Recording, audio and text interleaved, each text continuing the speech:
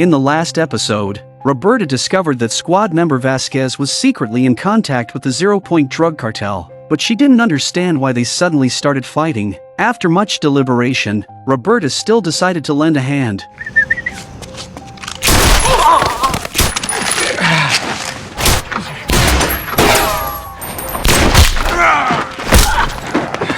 The man was just about to go after them. Unbeknownst to him, his dead companion had already turned into zombies. Roberta and Vasquez, who fled, were not in a good state either. Both of them had been shot and would likely bleed to death if this continued. They must return to camp for medical attention as quickly as possible. But just as they left, the 4 zombies followed the smell of blood and came here, moving incredibly fast. Vasquez, although he heard the growling, couldn't move any further due to the severity of his injuries. Roberta's condition was slightly better. A bullet had penetrated her scapula, but she wasn't going to die immediately. She said that their situation was definitely not going to last until they got back. This was the emergency room of the abandoned hospital, so they had to go in and try their luck to find medical tools. Despite their injuries, they managed to make their way to the hospital's main entrance and smoothly enter the lobby. Fortunately, they could also avoid the zombies outside. However, reaching the emergency room required passing through this long corridor. Inside, it was very quiet, with only a few bodies covered with white cloths on either side. It was unclear if they were zombies or not. They had to tread softly and proceed with caution, just when they thought they were safe. Noise came from the front door. Worse still, the bodies behind them, stirred by the noise, began to move. A zombie appeared outside the door. Both of them wanted to shoot the approaching zombie but had no bullets left. With no other choice, Roberta directed Vasquez to take care of the zombies behind them, while she dealt with the one at the door.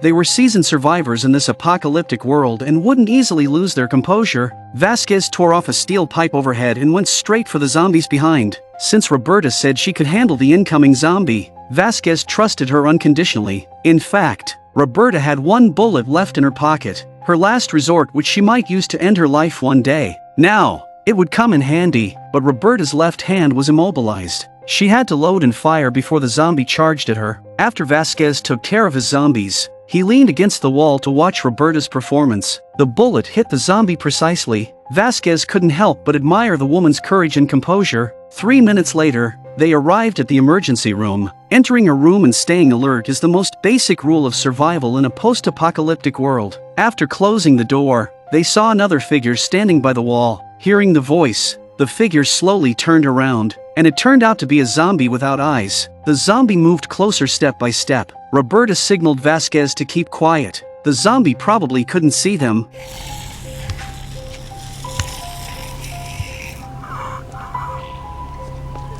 Despite their caution, the slight noise from turning the doorknob still alerted the zombie. With no choice, Vasquez endured the severe pain and eliminated the zombie. Upon entering the surgery room, Roberta blocked the door with a cabinet. Fortunately, the suturing tools they needed were still there. Unfortunately, the painkillers and anesthetics had already been taken. Roberta had no choice but to endure the pain and let Vasquez stitch her up. Roberta's shoulder blade was pierced and left with a gruesome gash on both sides. The moment the curved needle pierced her skin, the pain spread throughout her body. Especially the sensation of the thread moving through the flesh almost made Roberta pass out. Just a few more.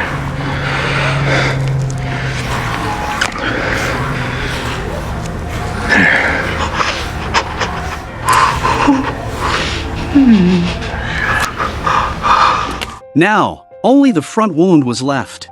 You're doing great. Being a real man about it. At this moment, Vasquez looked utterly bewildered. Vasquez was slapped and felt a bit annoyed. He thought to himself, "You said you had a high tolerance for pain, so I'll speed up the process then."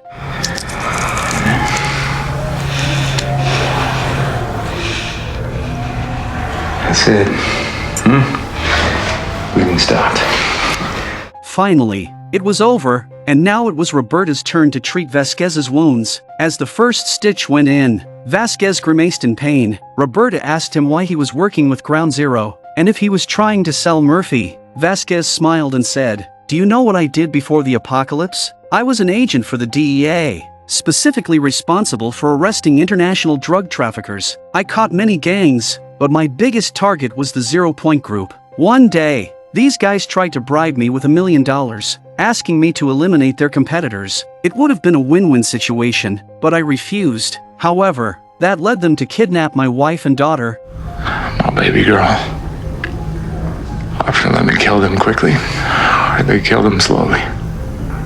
Jesus.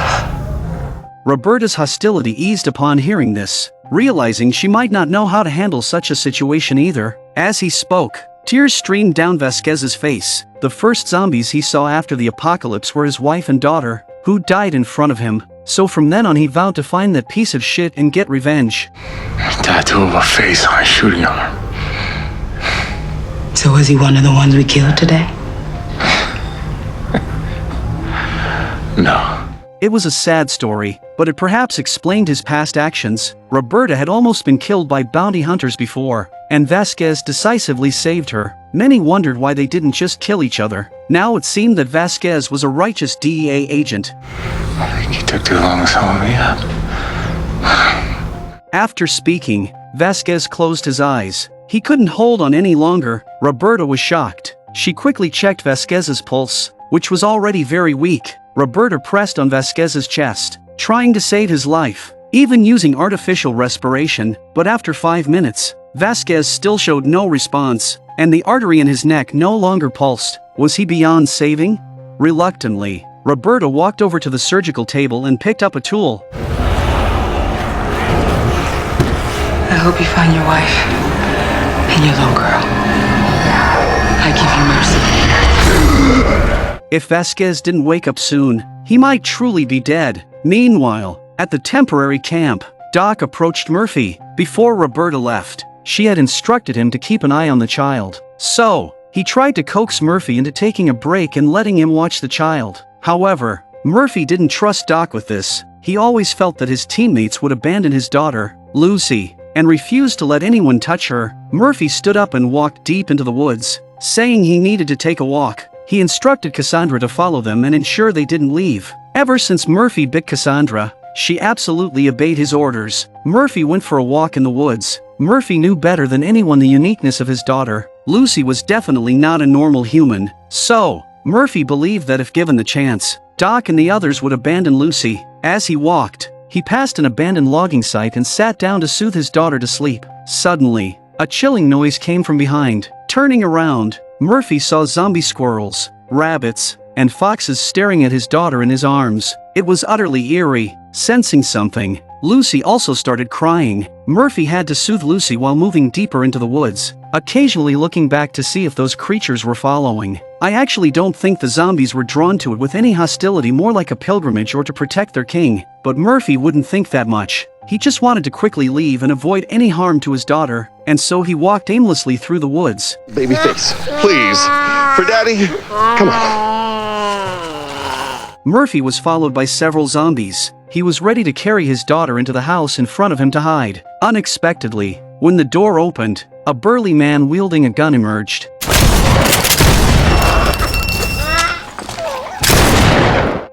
Murphy was terrified, thinking his end had come. Initially, the man wanted to drive Murphy away since, in the dangerous apocalyptic world, it's best not to engage with strangers. However, moved by the crying child in Murphy's arms, the man's compassion was stirred, and he invited Murphy into the house. Upon entering, Murphy was somewhat stunned. It had been a long time since he had seen such a warm scene. The gun in the man's hand was never lowered, and he remained as alert as he should have been.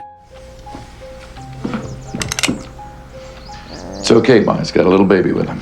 Upon hearing there was a child, the woman's gaze instantly softened, and she slowly approached, wanting to take a look at the little baby. However, Murphy refused, citing the child's fear of strangers, and the lady had to give up. Still, the woman kindly went to the kitchen to fetch some goat milk. The man, gun in hand, asked Murphy why his skin was blue. Murphy's response didn't raise any suspicion. After all, he could speak, so he definitely wasn't a zombie. Still, the man needed to understand Murphy's origins and purpose for being there. Reluctantly, Murphy painted himself in a tragic light. He claimed that his original group intended to harm his daughter because her crying attracted zombies, so he left to wander. After hearing this, the man lowered his guard. He could tell Murphy wasn't lying, and it seemed consistent with the harsh realities of the apocalypse. The couple were clearly kind people. They both admonished Murphy for wandering recklessly with the child, emphasizing the lack of food and water. As Murphy listened, an idea suddenly popped into his head.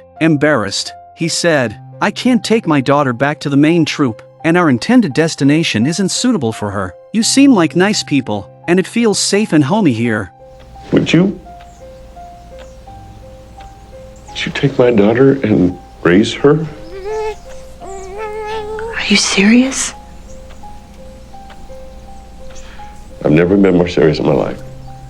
Murphy's always been unreliable, but this time he's actually made a decision. The woman's heart softened, and she sought her husband's consent. Life here was safe for them, but having a child would enrich their lives. Perhaps this was a little angel sent from above. The husband nodded in agreement. Excited, the wife approached and then held the baby in her arms. At that moment, Lucy appeared somewhat blue but otherwise looked like a normal child. What's her name? It's Lucy. Lucy. However, the couple were shocked. The blue skin, the pupils patterned with markings, and the sharp teeth. What exactly was this creature? Without hesitation, they bluntly asked Murphy to take Lucy and leave. Murphy had no choice but to pick up his daughter and soothe her, hoping the little one wouldn't be frightened. But it was then he seemed to think of something else. Can I ask one small favor? For Lucy.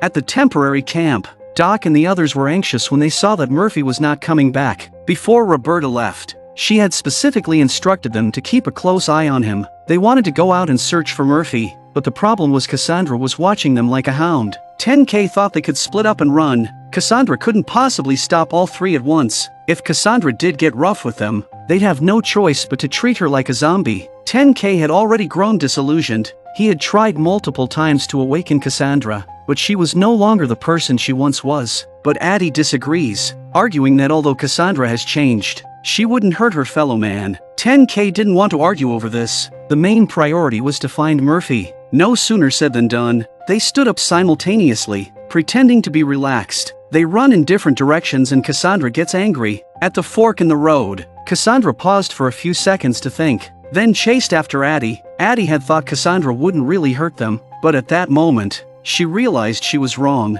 Doc and 10K, who had run off, heard a scream from afar. It must be Addie in trouble. They rushed back in panic. Cassandra, stop it! What the hell are you doing? Their escape plan had to be abandoned. Addie rested for a while before regaining feeling in her right arm. Cassandra had struck hard. 10K believed they couldn't just sit and wait for doom. He laid down all his weapons, preparing to talk to Cassandra, signaling Doc and Addie to be ready to run while he stayed behind to block her. After all, he had the closest relationship with Cassandra previously, and he didn't believe she would really hurt him. Cassandra clearly had special feelings for 10K, but her blood's obedience to Murphy was ingrained, surpassing anyone else. Nobody leaves. 10K lost his patience. He turned and signaled Addie to move. Cassandra was just about to chase when 10K hugged her, and they started scuffling. Doc and Addie, who had run out, then heard a scream, but this time they didn't go back. Finding Murphy was the top priority. 10K was in a dire situation, thrown hard by Cassandra. He felt as if his insides were all mixed up. Before 10K could recover, Cassandra pounced again, pinning him fiercely to the ground.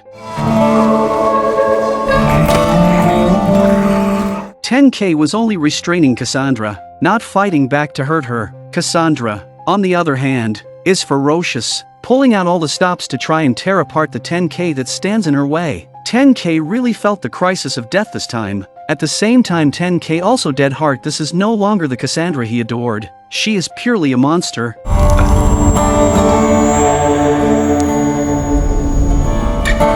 10K was heartbroken, but he couldn't die here. This could also be considered an act of mercy towards Cassandra. 2 hours later, 10K dug a hole and buried the body, standing despondently beside the grave. That's when Addie and Doc returned. They hadn't found Murphy but had encountered Roberta and Vasquez returning. Doc immediately sensed something was off. What happened? I did what I had to do. You mercied her? She gave me no choice. Just as 10K was explaining, Murphy came back. Where's Cassandra? She's dead. Murphy was a little annoyed to hear this result. He had feelings for Cassandra after all this time too. I mercied her. I gave her life, and you had no right to take that away. As Murphy charged forward to confront 10K, Roberta intervened. Where's the baby? When asked about the child, Murphy coldly replied, You don't have to worry about the baby anymore. The X-team was bewildered. Could the child have just disappeared? Was she abandoned by Murphy? Or was there a worse outcome? The audience might have guessed that Lucy was left with the couple, but in a particularly unique way. Think this is for the best, Paul. I agree, Ma. It's the only decent thing to do. That way that nice fella can get back to his friends while Lucy is safe here with us. Both spouses had bite marks on their faces, hinting at what had transpired. Amen.